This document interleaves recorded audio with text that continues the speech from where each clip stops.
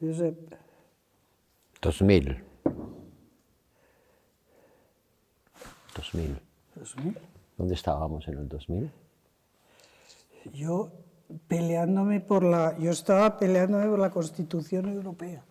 Todavía estaba en Bruselas porque tú entras como presidente del Parlamento. Yo también estaba en la convención. Estábamos los dos, es verdad. Ah. Estábamos los dos. Yo estaba en el presidium de la convención. Eso es Europa.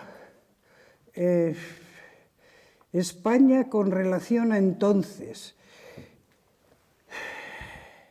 Yo diría que entonces teníamos más entusiasmo europeísta. A ver, yo creo que nosotros nos distingue algo, y es que pertenecemos a una generación que creció escuchando que Europa se terminaba en los Pirineos.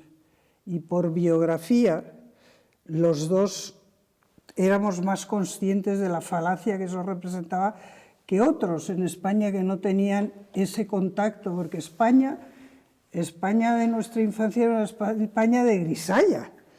En el año 2000 España está en plena, digamos que está quizá en un momento de proyección, y no lo digo porque fuera un gobierno del Partido Popular, que lo era, sino porque ahí se había acumulado un esfuerzo arrastrado de una sociedad que no quería ser diferente. Eso, Spain is different, es uno de los lemas del franquismo que que decía, nadie en España quería ser diferente. Nosotros queríamos ser lo que éramos, que se nos reconociera como europeos, y evidentemente se nos abrió una portezuela, un resquicio de la puerta europea, y metimos el pie, y con unas negociaciones muy complicadas, pero les sacamos mucho partido, y eso en el año 2000 era una evidencia, y había un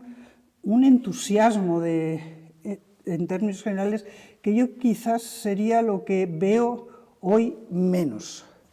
Esta sería mi conclusión. Creo que en España todavía hay una mayoría de la población que es proeuropea, pero con menos entusiasmo, porque se nos acusa siempre de que nosotros íbamos a por los fondos. No, por supuesto que fuimos a por todo lo que se podía ir, de acuerdo con el tratado, con la faca entre los dientes, y negociamos, y eso tuvimos equipos de negociación desde el año 86 fantásticos, y a la vez también participamos en los grandes debates. Vamos, es de todos conocidos, por citar uno solo, el de la ciudadanía, pero por citar otro, el espacio de libertad, seguridad y justicia. Entonces, yo creo que en España seguimos siendo europeístas, pero casi por defecto. Casi por defecto. Se ha banalizado. Sí. Ya es normal. Ya no es algo excepcional. Tú les dices a un joven de Europa, dices, evidentemente, no es ninguna novedad, está asimilado, y cuando las cosas están asimiladas, pues casi te parece que no merece la pena preocuparse por ellas. Para nosotros no, para nosotros era un objetivo, era una lucha. España hizo aportaciones con Felipe González y con Aznar, muy por encima de nuestro peso económico. Éramos guías políticamente hablando, queríamos hacer Europa. Eso sí. Y en buena medida la hicimos, cada uno su manera, ¿no? Claro que sí. Vamos a ver, los españoles, perdona, no te quiero interrumpir, pero tenemos una cierta tendencia a ser autoflagelantes en todo. Aquí, en lo que es la construcción europea, vamos, es que nos podemos sentir extraordinariamente satisfechos, sin que la satisfacción nos haga, es un poco que yo llamo nuevos ricos, o sea, el nuevo rico satisfecho que da todo, que no se cuestiona, que da todo por supuesto. Nuevos ricos ahora tampoco tan ricos. Hay un dato, vamos a ver, que tampoco se pone tanto de manifiesto. Cuando España entra en el 86, el PIB de España es el 73%.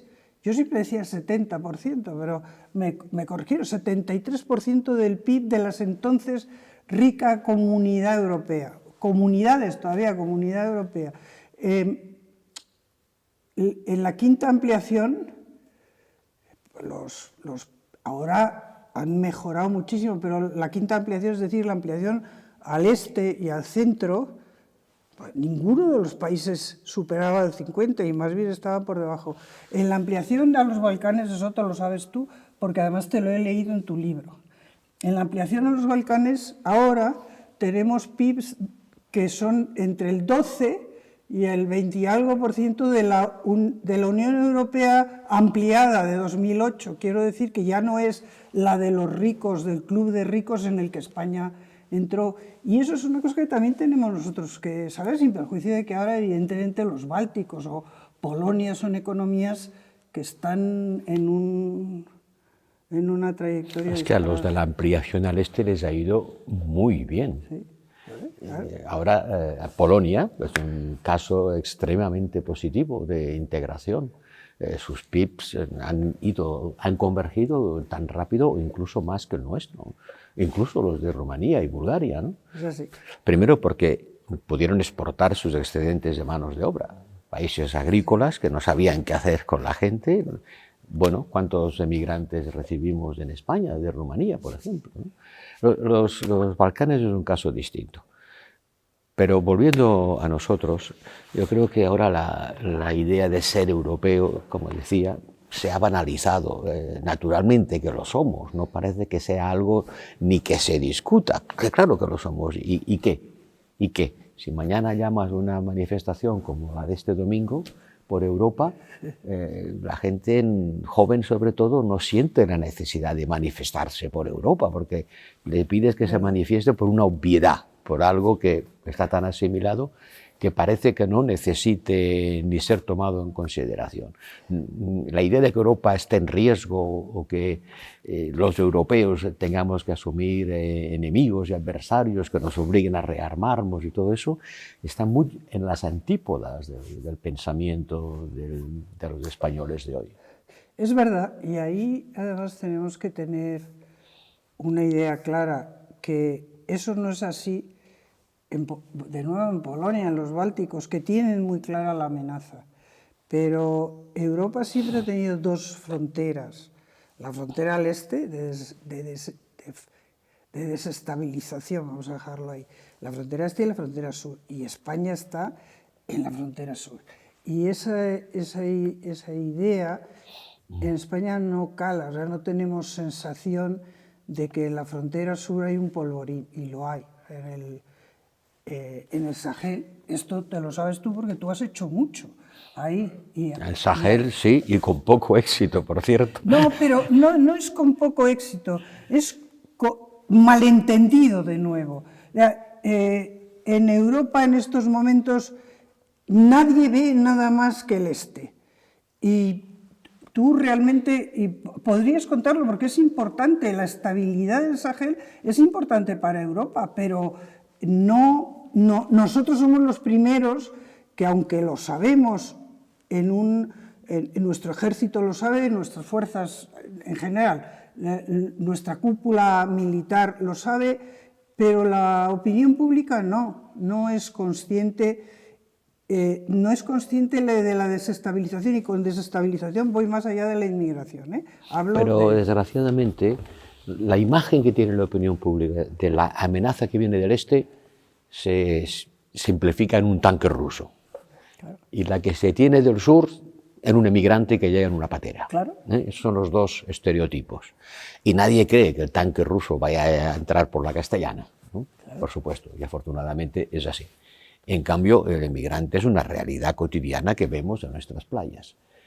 Pero un emigrante no se percibe con el mismo nivel de amenaza que un ejército que te puede invadir. Claro, es así, pero vamos a ver, en la reunión de OTAN en Madrid, cuando se cambia, y de nuevo, tú eso lo has vivido en primera línea, yo lo he vivido entre bambalinas, pero tú lo has hecho. En la reunión de OTAN se plantea OTAN 360 grados, porque hay un riesgo, que es un riesgo de defensa, no es solo un riesgo de desestabilización por inmigración masiva, no, un riesgo de defensa. Y sin embargo, eso ha quedado totalmente traspapelado. Y ha quedado traspapelado, yo espero que España, porque detrás de todo esto está nuestro gasto en defensa, que España sea capaz de no dejar pasar la coalición de los willing, la coalición que va a hacer, si es que al final se termina haciendo, la Europa de la defensa. Y si me permites, yo te he leído unas declaraciones, enhorabuena por el premio, porque verdaderamente Juste es una maravilla y ese es un premio que te mereces y enhorabuena. Pero ahí decías algo que es muy interesante y que viene a cuento de todo esto, de nuevo, sobre lo que es las competencias. No nos engañemos, la defensa no es competencia, como tú muy bien has dicho, no es competencia de la Comisión Europea. La defensa, si la conseguimos sacar adelante, la sacará adelante un grupo de cabeza de países. Eso es, una coalición pero de que lo has voluntarios. dicho tú, que yo te estoy parafraseando. No, pero tú también lo has dicho antes, desde el sentido, eso no se hará en el actual marco de los 27 todos juntos en unión, porque en eso no hay unión. Eso será si algunos países, que tendrán que estar encabezados por Francia y Alemania, obviamente, pero con el añadido polaco enseguida, si deciden construir algo distinto y poner en la misma cesta sus diferentes capacidades. Eso, como tú has dicho siempre también, Ana, la defensa es el último refugio de la soberanía. Así. La moneda, la frontera y el ejército son las tres cosas que definen un Estado. Un territorio que tiene que ser defendido con una frontera que lo delimita y un signo de poder económico que es la moneda. Hemos comunitarizado la moneda, hemos hecho invisibles las fronteras, existen pero no se ven, se cruzan sin que te enteres de que hay una. Y comunitarizar la defensa significaría un mayor grado de integración política. Porque hay estados que no tienen ejército, pero yo no conozco un ejército sin Estado. Un ejército sin Estado es una bandería, es una partida de guerrilleros. Un Estado necesita un ejército, y algunos lo tienen y otros no, pero un ejército necesita un poder político que lo dirija y lo controle. Yo creo que estamos en un momento, aquí se habla de momentos hamiltonianos y tal. Sí. Yo creo que es más cercano. Nosotros estamos en un momento Schuman. Tenemos que tener una visión. Vamos a ver, no hay nada más osado que en 1950, con los muertos calientes, hacer esa declaración de que Francia y Alemania, y luego ampliado, pero Francia y Alemania van a poner en común el carbón y el acero. Y nosotros tendríamos que hacer una declaración de ese estilo. Y yo, volviendo a la pregunta original que nos ha hecho, yo lo que veo es que las sociedades lo iban a entender como unas sociedades que habían sufrido mucho con la guerra, entendieron el fundamento de esa visión de una osadía, porque no es ya es que es osadía de decir, mire, con este señor que me está matando, que me ha matado a mi padre, nos vamos a poner juntos bajo una autoridad independiente. Y o hacemos algo así o no nos funciona. Y yo lo que espero es que España esté en eso. En la coalición de los que quieran crear la Europa de la defensa. Ahí está. Y que en esa creación haya un momento de lucidez de nuestros dirigentes que se den cuenta que es un momento, vuelvo a decir, nada de hamiltoniano ni cosas de americanos, no, que somos nosotros, que es recuperar esa visión ancha del mundo, eso que vamos a y recuperarla. Yo espero, y verdaderamente, de nuevo, oye, que no es para hacerte la pelota, que sabes que no soy nada pelota, pero que realmente tú has mantenido, porque en la Unión Europea lo que nos falta muchas veces es coherencia y firmeza, valor intelectual. Eso lo has demostrado tú. Pero en ese momento el gran riesgo es que el rearme europeo se haga sobre una base nacional. Claro. Y probablemente, al menos en primera instancia, eso es lo que va a ocurrir. Sí. Porque Alemania ya ha dicho que lo va a hacer, sí, y tiene el dinero para hacerlo, sí, y siente la amenaza cerca. Y acaba de decir un canciller alemán, y eso es una gran novedad, que hay que independizarse de Washington para construir sus capacidades defensivas.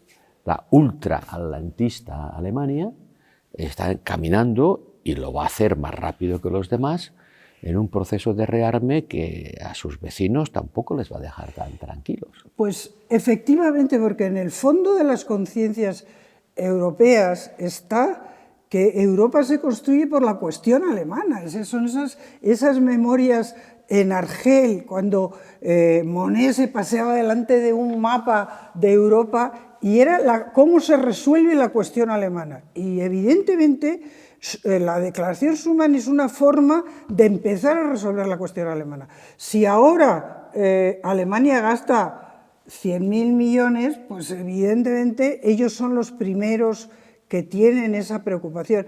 Y yo en esto, yo estoy con Sikorski. Lo que creo, o sea, Sikorski, el ministro alemán de Exteriores, polaco de Exteriores, que decía, mire, a mí lo que me preocupa es una Alemania débil, no me preocupa en estos momentos una Alemania fuerte. A mí tampoco. Bueno, depende.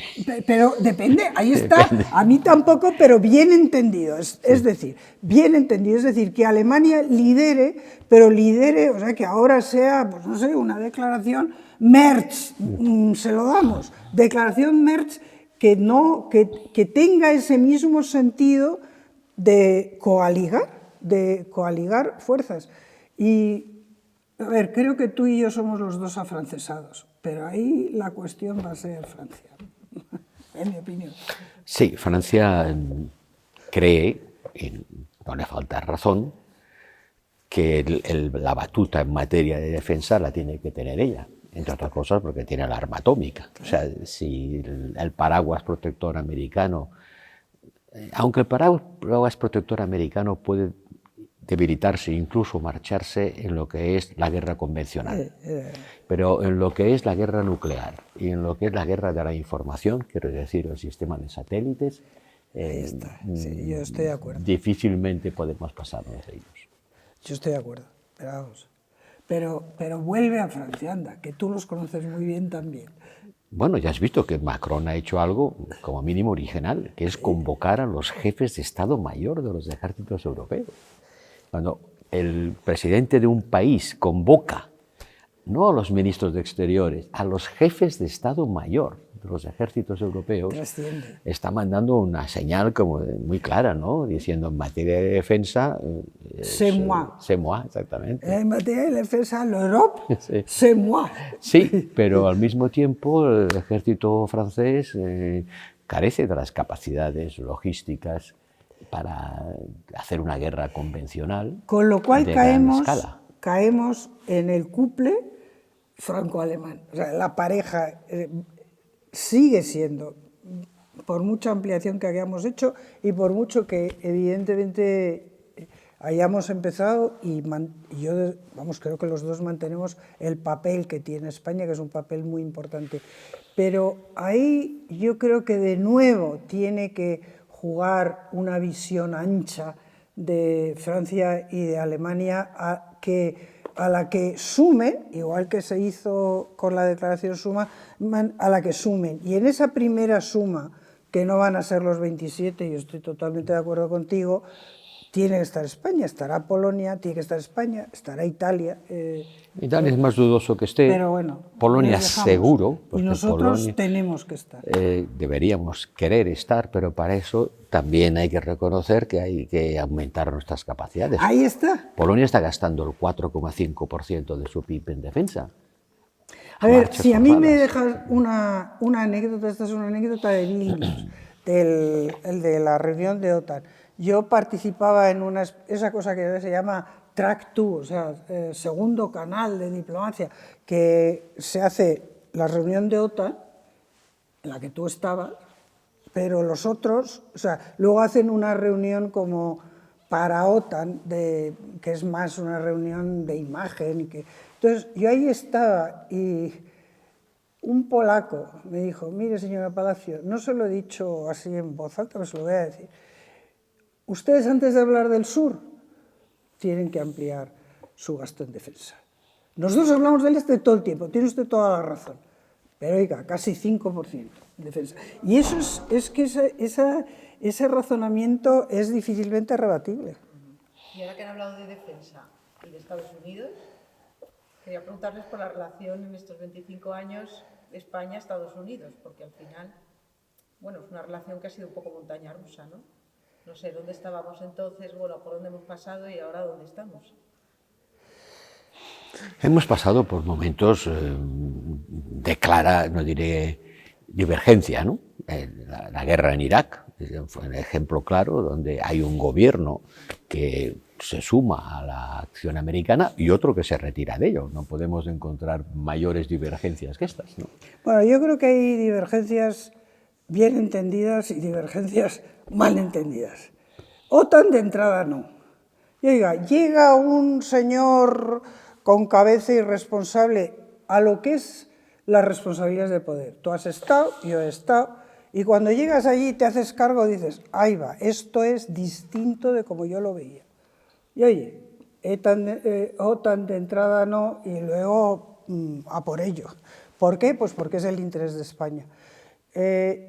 Evidentemente, el gobierno al que yo tuve el honor de servir estuvo con lo que es la mayoría de los Estados miembros, que estaban en una situación complicadísima, y yo siempre recuerdo que España no participó en ninguna fase ofensiva. Nosotros participamos en la reconstrucción, también de Afganistán, pero España, con la mayoría de los Estados miembros actuales, que entonces estaban entrando, apoyamos a un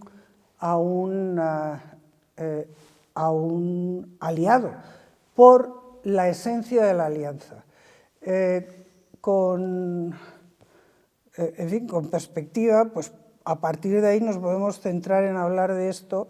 A mí me lo siguen sacando, me parece que hay muchas cosas de las que hablar. Una de ellas es que distinguir una cosa de la otra, o sea, distinguir la necesidad que España tiene de tener una buena relación con Estados Unidos, que yo creo que este gobierno actual tiene esa conciencia, el gobierno Sánchez actual, no los previos, pero el gobierno Sánchez actual tiene esa conciencia.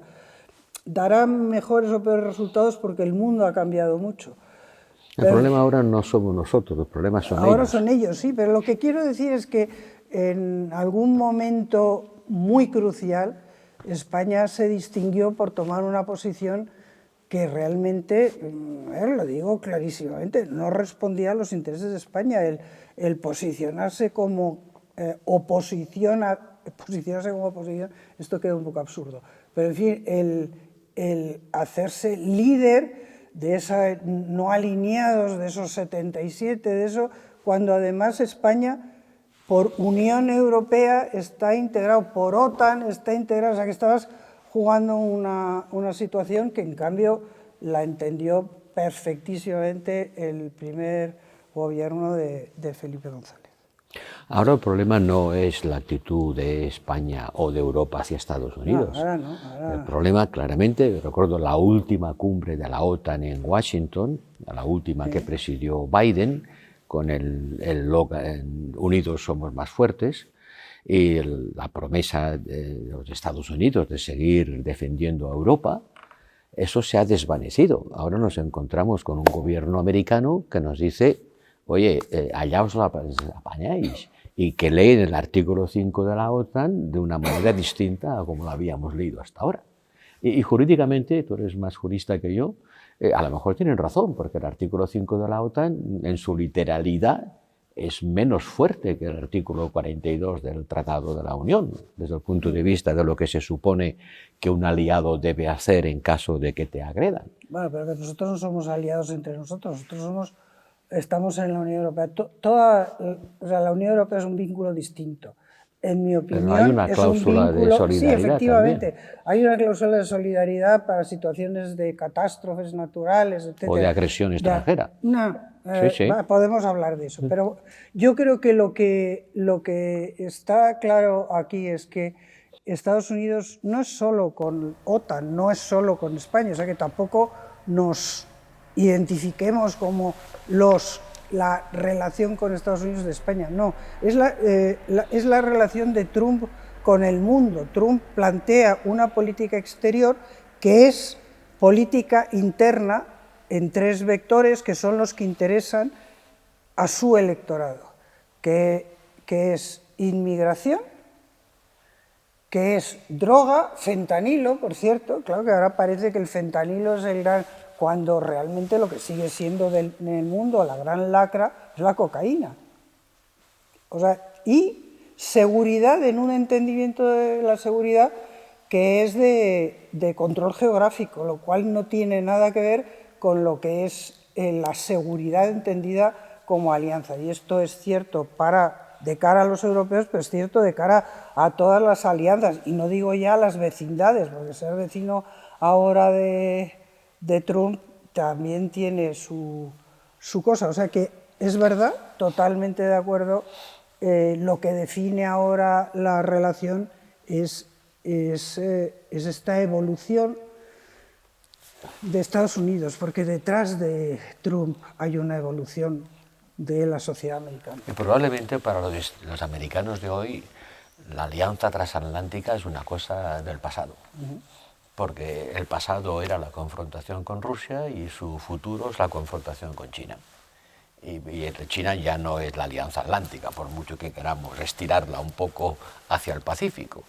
Y Trump, por lo que dice, esperemos que no sea por lo que haga, pero por lo que dice, quiere un poco construir la fortaleza americana y ponerle muros o áreas de influencia, sí, o seguridades propias, Groenlandia, Panamá, Canadá.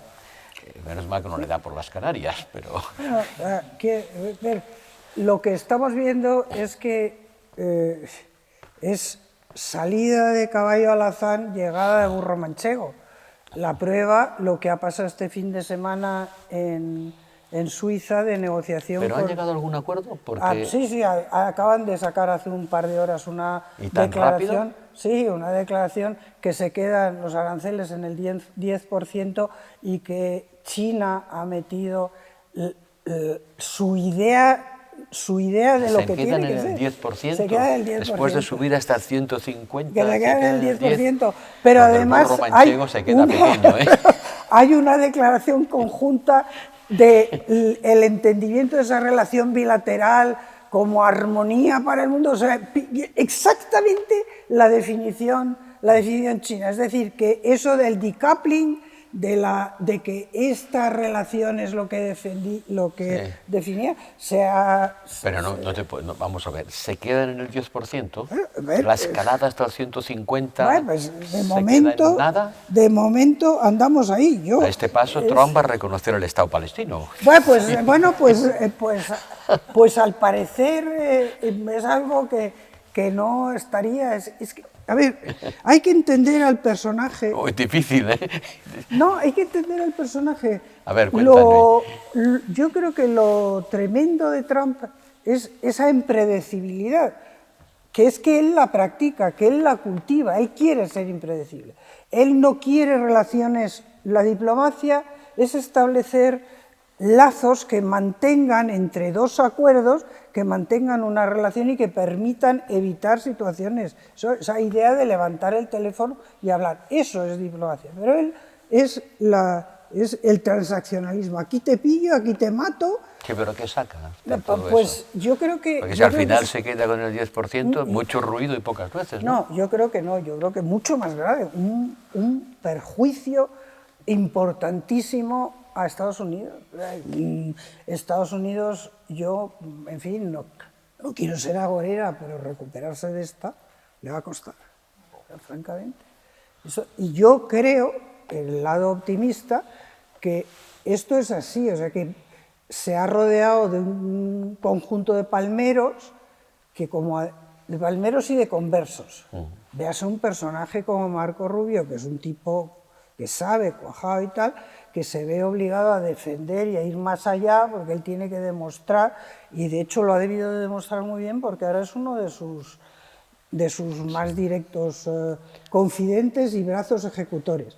Pero la realidad es que ahora, cuando se empiecen a nombrar los segundos niveles, yo espero que, en fin, que suba un cierto pragmatismo a lo Bessent, porque ahora las cosas que te cuentan de la Casa Blanca es que están esperando que salga Peter Navarro por una puerta para entrar e intentar convencerle de algo, salir corriendo, porque es que visto desde fuera es un vodevil, es una comedia de enredo.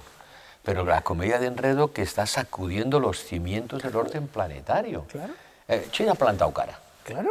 China ha plantado cara. ¿Que quieres tarifas? Yo también. A ver quién puede más. Y además China ha hecho una campaña de presentarse como el adulto, como el defensor del multilateralismo, no de esa idea policéntrica. Porque claro, China hemos ido de los BRICS, bueno, oye, que hasta Putin ha dicho que Naciones Unidas es fundamental, con lo cual estamos en otro, como dicen los cursis, en otro paradigma. Ahora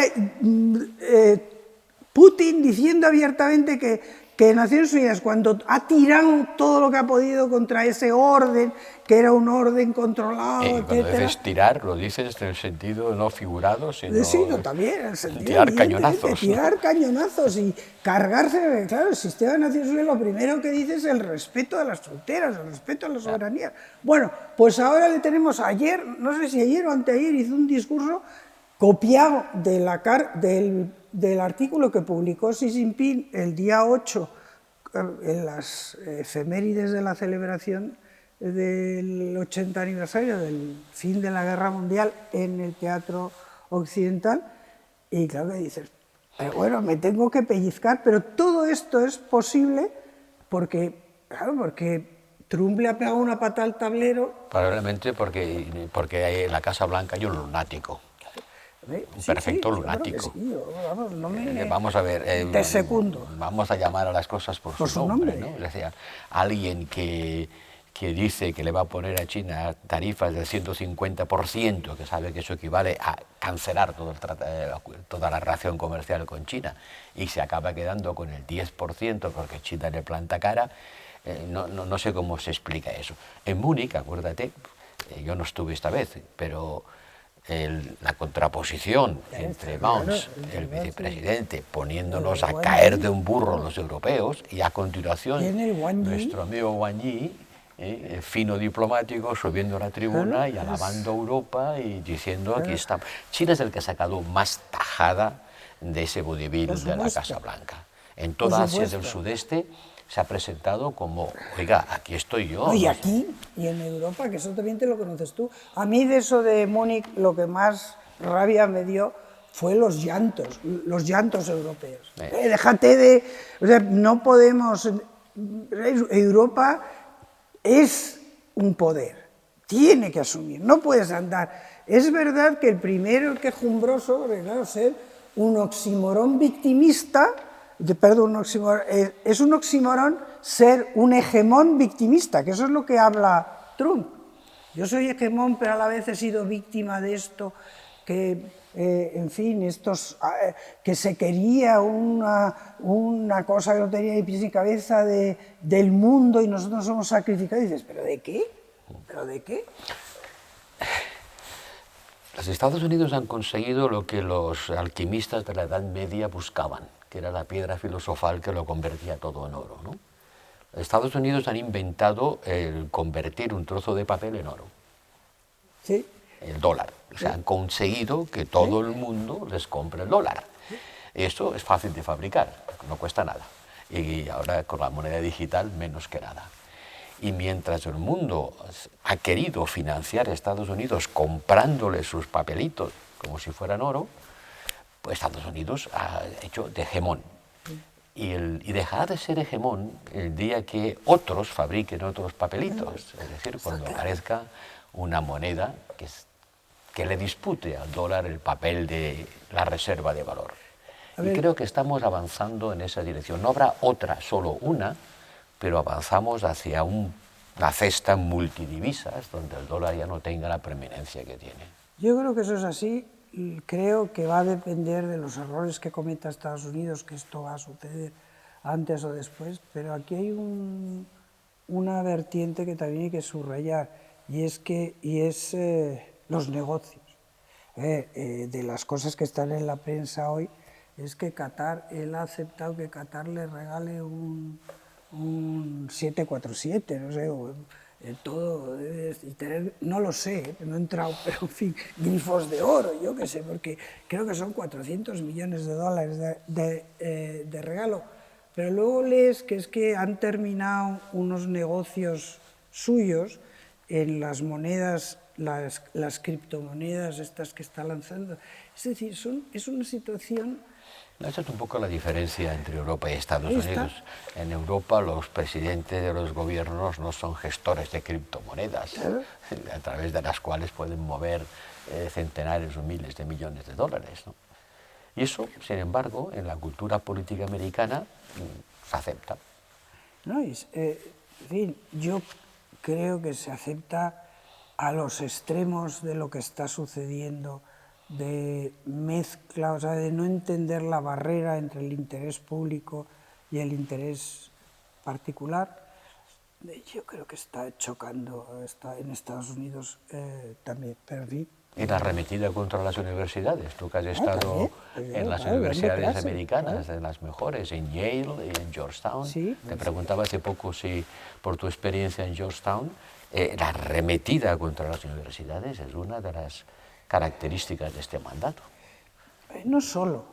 A ver, hay arremetidas semánticas. Yo quiero hablar con Darío Villanueva, a ver cómo lo analizan desde el punto de vista, porque, por ejemplo, hay el índice más importante de medio, digamos que de sostenibilidad para las empresas, vamos a llamarle como sabíamos siempre, es el índice Dow Jones, que lo compró hace un tiempo, lo compró Standard & Poor's. Bueno, pues misteriosamente el 25 de febrero de este año le han cambiado el nombre. ¿Por qué? Porque no se puede decir sostenibilidad en Estados Unidos, no se puede decir diversidad, no se puede decir un montón de cosas. Entonces, Dow Jones, ahora esto le llama el índice de mejor de la clase. Pero pues si le cambian el nombre al Golfo de México, ¿cómo pues no se lo van a cambiar a un índice Lo que quiero bursátil, decir ¿no? es que el ataque a las universidades es el fondo de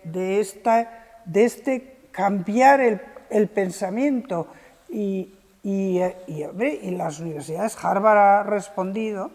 A mí de Harvard lo que más me divierte, no digo que sea lo más importante, lo que más me divierte es el cuajo de haberle devuelto al secretario de Educación la carta corregida desde el punto de vista de la sintaxis. Eso me parece fantástico. Todas las universidades han recibido... Eso está muy bien. Esto de... Eso está estupendo. Mandar una carta con faltas de ortografía, ¿no? Y se la devuelven. Corregida, con un marcador rojo. ¿No? Vamos a ver, yo quiero ser optimista y yo creo que Estados Unidos tiene que haber una reacción. Yo he estado ahí ahora 2 meses y medio viviendo ahí y, hombre, a mí me ha decepcionado las contorsiones de republicanos que aquí conozco desde hace 30 años, las contorsiones para adaptarse, para reformularse en esta nueva realidad y el mutismo absoluto de los demócratas, fiándolo todo a las elecciones de medio mandato. Pero que eso tampoco está tan claro. Yo espero que empiece a haber, yo creo que lo de Harvard es un principio, yo creo que tiene que empezar la sociedad americana ha estado, bueno, un 30% encantados, que son ese 30% MAGA de Heritage, y el resto de la sociedad yo creo que es deslumbrados, como cuando vas por la carretera enfoca, deslumbra. Aquí está, a ver si se... Y para nosotros los europeos tendría que ser un poco el fin de la ilusión americana. Claro. Sí, sí, porque esto no va a ir, o sea, no volvemos a la situación anterior. El fin de la ilusión americana no, es entender que estamos en otro mundo, ya está. Y entonces en ese mundo hacer un arqueo de cuáles son nuestros valores en el sentido de cuáles son nuestras ventajas y cuáles son nuestras carencias. Y ahí realmente yo estoy contigo. Las carencias las suplíamos subcontratando nuestra seguridad a Estados Unidos. A Estados Unidos. Cuando digo el fin de la ilusión americana es el fin de este contrato de subarriendo. Oiga, es que el otro ya no quiere. Y si el otro no quiere, pues usted tendrá que adaptarse. Por eso cuando, a mí me da la sensación de que parte de los países del este de Europa están cantando la canción esa de no te vayas todavía, no te vayas por favor. Es decir, a los americanos, ¿no? Diciendo, por favor no os vayáis. Y el problema es que no podemos depender de alguien que un día quiere y otro día no quiere. Yo estoy totalmente de acuerdo. Yo lo que creo es que necesitamos, en fin, necesitamos acordar esa separación y nos tenemos que tener un tiempo pero también una voluntad. Lo que yo no empiezo por no ver es esa voluntad firmada que tendríamos ya que tener un estudio de qué necesitamos en términos de inteligencia, en términos de transporte de tropas, en términos, todo esto te lo sabes mejor. No, el estudio de lo que necesitamos está hecho. No, que lo tienes hecho. El problema si es lo tienes hecho, no, la voluntad, que suman la exactamente. voluntad de decir, bueno, pues ya está, aquí esto se financia de esta manera, tenemos un mando integrado, porque todo esto habrá que... Mandos integrados. Necesitamos un mando integrado. Eso es lo que define una alianza. La alianza es la capacidad de mandar conjuntamente, es lo que es la OTAN, ¿no? Claro. La OTAN es eso. Pero si nosotros tendríamos que ser más que eso, nosotros tendríamos que tener un ejército europeo. Lo que pasa es que yo esto no lo digo ahora porque no lo veo realista. Exactamente. ¿Verdad? Que creo que hay que pasar por ese momento intermedio, que eso sí que tenemos. Y volvemos al principio de nuestra conversación, que ahí eso van a tirar unos cuantos países, tienen que tirar unos cuantos países, pues si no, sí, yo creo que... Y que España esté, como tú decías, ¿no? Eso es lo que tenemos. Hemos usado un poco la pasa de Europa, de Estados Unidos y España. ¿Cómo ven España estos 25 años? Un poco A mí me falta un paso más, que es la proyección de España en las Américas, o sea, la cuenca atlántica, la relación de la Unión Europea, España como entrada en lo que es América Latina y lo que es también la relación con África. Y creo que eso hay que cuidarlo. España, antes de entrar España y Portugal, la Unión Europea no tenía política latinoamericana, tenía una política para las antiguas colonias, África, Caribe y Pacífico, y realmente ahí hemos estado. Ahí has hecho tú muchísimo. Hay que seguir haciendo. Y hay que seguir haciendo, pero de nuevo voluntad política, porque yo creo que no nos podemos ir ¿No hay nosotros una próxima cumbre, CELAC, Unión Europea? La hay, pero lo primero que tendríamos que hacer es saber qué hacemos con esto que tú has batallado muchísimo, que es Mercosur, con los distintos acuerdos bilaterales que están ahí. Y a mí eso me parece fundamental, hablando de la proyección exterior de España. El Mercosur ahora parece encarrilado. Bueno, vamos a ver lo que hace M. Macron. Él solo no puede hacer mucho. Pero si es que él tira de sus hilos. Él no está nunca solo. Es él y sus Ya en el circunstancias. 2019 llegamos a un acuerdo político de principio, que luego embarrancó. A ese acuerdo se ha llegado otra vez y además Ursula von der Leyen se precipitó a acudir allí para asistir a la firma entre los latinoamericanos. ¿Va a embarrancar otra vez, tú crees? Yo, más que embarrancar, lo que creo es que esto se puede alargar en el tiempo y es el cuento de la buena pipa. Ahora hay que hacer... de las grandes oportunidades que tiene Europa es no dejarse birlar la idea del orden internacional. Ese orden internacional lo hemos defendido nosotros, no somos Estados Unidos. ¿Podemos nosotros protagonizar un orden internacional basado en nuestra capacidad geopolítica de influir en América Latina, en África, Pues con yo China? creo que sí, yo creo que sí, porque hay mucha demanda. La La demanda seguridad la hay, jurídica tiene demanda. Y evidentemente yo no creo, y he criticado siempre esa idea de ser un poder regulatorio. No hay poder regulatorio, pero sí que hay esa realidad que es la Unión Europea, que tirios y troyanos confían en que la seguridad jurídica forma parte de nuestro anclaje y de nuestra... Ahora el mundo pide mucho más. No, ya, pero empezamos por ahí y nosotros tenemos que construir y buscar a todos, incluido China, por supuesto. Necesitaríamos una capacidad fiscal propia, necesitaríamos tener una masa de eurobonos. Yo creo que una masa de eurobonos podemos empezar por ahí, seguimos. Nosotros necesitamos una capacidad fiscal propia y necesitamos, por una razón muy sencilla. Yo hablaba de esto por el venero de la energía. Mientras nosotros no tengamos un mercado único, y no lo tenemos todavía, vamos a ser claros, pues la Unión Europea no va a dar de sí el potencial de poder de proyección al mundo. Y todo esto está vinculado. Pero yo creo que nosotros tenemos credibilidad en esto. Si no nos pasamos de... Pero al final el prestamista de última instancia sigue siendo la Reserva Federal. Mientras el Banco Central Europeo no asuma ese papel, y para eso necesita que tenga... romper la barrera del sonido entre lo que es la política fiscal y lo que es la política monetaria. Mira, eso es una de nuestras grandes carencias. Pero sí es que aquí hay que tomar muchas decisiones comprometidas, de visión, de futuro, y hemos insistido... No el sonido de las especies, perdón, he expresado mal, la barrera de las especies, ¿Sí? La barrera infranqueable entre una política monetaria centralizada y una política fiscal descentralizada. Pero están hablando de Estados Unidos, de nuestra relación de España en el tablero internacional, de Europa, de Latinoamérica. Yo querría que se centraran un segundo en España de puertas adentro. Cómo ven España, no en la relación con el mundo, sino el país en sí, cómo ha cambiado en estos 25 años, ¿no? Bueno, sí, esto lo hemos dicho al principio.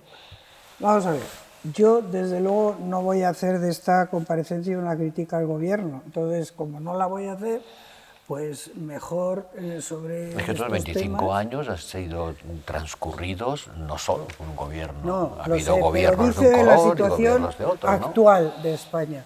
Yo creo que España se tiene que concentrar en no perderse en si son galgos o son podencos.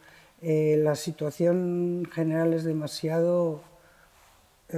nos interpela, ¿verdad? Nos jugamos demasiado, tenemos demasiadas cosas en las que puede cuajar, y también de dificultades. No quiero ir al apagón, no sé qué ha sido, pero hay algunas cosas que con el apagón se han puesto de manifiesto. Una de ellas es la falta de interconexiones con Francia. Bueno, mire usted, otra cosa que tenemos que trabajar y que tenemos que trabajar como España. Y yo en eso lo resaltaría. La política europea, digamos que en general, en estos 25, bueno, más, desde el 86, la política europea ha sido una política de Estado. No digo que no haya habido sus más y sus menos, pero a la hora de negociar se ha apoyado en los dos casos, con imperfecciones, con todo lo que se quiera, desviaciones y tal, pero digamos que eso está ahí y eso hay que mantenerlo. La crisis del euro se empezó con un gobierno socialista. Bueno, se empezó, no, había un gobierno socialista cuando empezó la crisis del euro, y sin embargo después fue continuada por un gobierno del Partido Popular. Y probablemente lo que en este momento, en algunas cosas, serían necesarios, por ejemplo, en el caso de la defensa o la respuesta a los aranceles, ¿no? Una mayor, lo que en la Primera Guerra Mundial se llamaba unión sagrada, ¿no? Y ahora podríamos llamarle consenso. Claro, consenso. Lo que pasa es que, y aquí me quedo, cuando uno está en el gobierno tiene más responsabilidad de crear esos consensos que cuando estás en la oposición. Y ahí lo dejo. Y francamente yo no voy a entrar en temas internos, para nada. Y oye, decir que es un placer hablar contigo siempre. Nosotros llevamos hablando desde los años 80. Me acuerdo que Desde los años 80. Tertulia, ¿te acuerdas? Efectivamente, con Julio en la Otero. Paseo de Rosales. Con Julio Otero. Y hablábamos pues del apellido de Telén, porque eso nos salía el coté afrancesado. En aquellos años nos salía más que ahora. Nos salía el coté, la cosa afrancesada que compartimos. Pero es que Francia, a algunos no les gustará, sobre todo cuando más al este está, menos les gusta, pero es imposible hacer hoy Europa sin una participación muy fuerte, claro, de Francia, no solo porque tienen arma nuclear y los demás no, sino porque al final la Europa que se ha construido para superar el antagonismo franco-alemán. Sí, que sí, que es así. Y todo lo demás son añadiduras. Que es así, lo cual no empece para que cuando hay que fajarse con Francia, como España por los Pirineos, nos fajemos. Y en el caso concreto de las interconexiones, yo que he sido ministro de Obras Públicas, te puedo decir que la actitud francesa no ha sido constructiva para nada. ¡Qué eufemismo! Oye, yo que he sido ministro de Asuntos Exteriores y que también he tenido mis más y mis menos, tengo anécdotas sabrosas que no son para compartir así, pero de... Yo te contaré una del lado de las infraestructuras, que es menos el túnel Somport. El túnel Somport costó, Dios ayuda a hacerlo, fue por cierto una de mis últimas inauguraciones en la que participó Felipe González. Tú vas por una fantástica autopista, el túnel Somport, y al día siguiente al otro lado te encuentras una carretera de montaña. La conexión ferroviaria por el Mediterráneo, túnel para ir hacia Francia por Portbou, un tren de alta velocidad, al otro lado te encuentras a los pocos kilómetros con una vía del año del catapum. No ha habido manera de continuar. Conexiones eléctricas, no ha habido manera de hacer los necesarios. No ha habido, francamente. En gas y en todo, no. Eso es así, pero bueno, de eso hablamos otro día. Y a nivel social, ¿qué perciben ustedes de la sociedad, ¿no? ¿Cómo la ven hace 25 años y cómo la ven ahora? No sé, más moderna, más van a lo suyo, no sé, un poco una radiografía de la sociedad española. Yo, la sociedad española, creo que... Vamos a ver, yo soy muy optimista respecto a la sociedad española, en particular respecto de la gente joven. Yo creo que la gente joven, como en general, pero más que en Europa, pues tienen las características de los medios sociales, pero lo que vemos es que, a ver, a mí una de las cosas que me ha llamado la atención es las ganas de trabajar que tienen. Eso es o sea, que no hay ese entitlement que a veces en Bruselas se reflexiona sobre lo que es el entitlement de esto.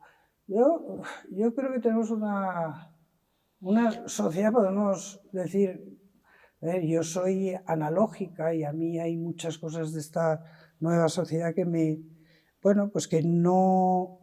no veo, que no entiendo bien, y cuando uno no entiende las cosas es muy difícil compartirlas y a partir de ahí, digamos que buscar, pero yo creo que nos solemos quejar de los jóvenes, yo creo que tenemos una sociedad que está muy bien.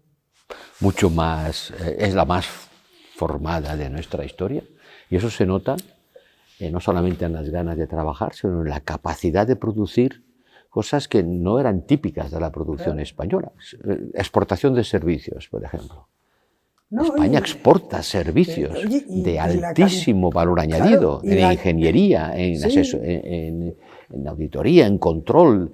La cantidad de exportación de intangibles que hacen nuestras empresas. Y la cantidad, el otro día no sé quién me hablaba de los unicornios españoles, de estos startups que tenemos en algunas zonas, como pueden ser, que buscas, y yo creo que eso hay que buscar, pues lo que ha sido Málaga como semillero de este tipo de empresas. Eso, perdona, esto también es una gran diferencia entre nosotros estamos mirando al futuro y de alguna manera Estados Unidos está mirando al pasado. Claro. Porque quiere reconstruir el tejido industrial del siglo XIX. Nosotros no queremos reconstruir la industria que tuvimos que desmantelar cuando entramos en la Unión Europea, la reconversión industrial. Me acuerdo muy bien porque estábamos en el gobierno. No pretendemos volver a ser una potencia en astilleros y siderurgia. Lo estamos siendo y nuestros jóvenes están formados para trabajar en las industrias del conocimiento. Así es. A ver, cuando nosotros nos incorporamos, y esto es una conversación con Michel Rocard, Michel Rocard tuvo también una época de Parlamento Europeo, que qué época tan fantástica. Sí. Y qué pena que a Michel Rocard no le dieran más cancha en Europa. Pues sí, pero Michel Rocard en las negociaciones de accesión española o de acceso española era ministro de Agricultura. Y yo recuerdo una conversación con él, entonces yo presidía la conferencia de presidentes de comisión y tenía él un problema de aguas territoriales. ¿Michel Rocard, ministro de Agricultura? Fue ministro, entre las mil cosas que fue, y me decía, nunca entendimos cómo aceptasteis las condiciones que España aceptó. España aceptó periodos transitorios de 20 años, cosa que la quinta ampliación, la ampliación al este, no fue así, desmantelamos, hicimos, porque, ya digo, que nos abrieron en fin, un poco la puerta y por ahí nos de hecho, metimos. Francia retrasó nuestra entrada en la Unión Europea, todo lo que, por un problema de tomates y lechugas. Claro, entonces, yo creo que eso lo seguimos teniendo. A mí, vuelvo a decir, cuando tengo contacto con gente joven, dentro de estas dificultades que es ser nativos de un contexto distinto, a mí me parece que hay mucha fuerza en la sociedad española. Yo os tengo que dejar en 5 minutos.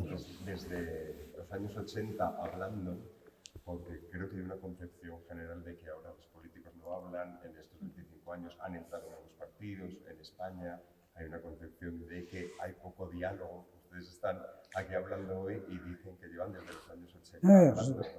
Pero bueno, no tiene mérito porque es que compartimos mucho. Bueno, ha habido momentos también de extrema confrontación en la política española, ¿no? No vayamos a idealizar y creer que en el pasado todo eran flors y violes, ¿no? En absoluto. Pero los de formación europea sabemos en general que tú te puedes tener que matar en una cosa concreta ese mismo día, pero que a la vez tienes que mantener una relación de fondo que te permita hablar de otras cosas. De nuevo, vuelvo a esa idea de las relaciones que traban y luego las circunstancias que por supuesto que tienes que...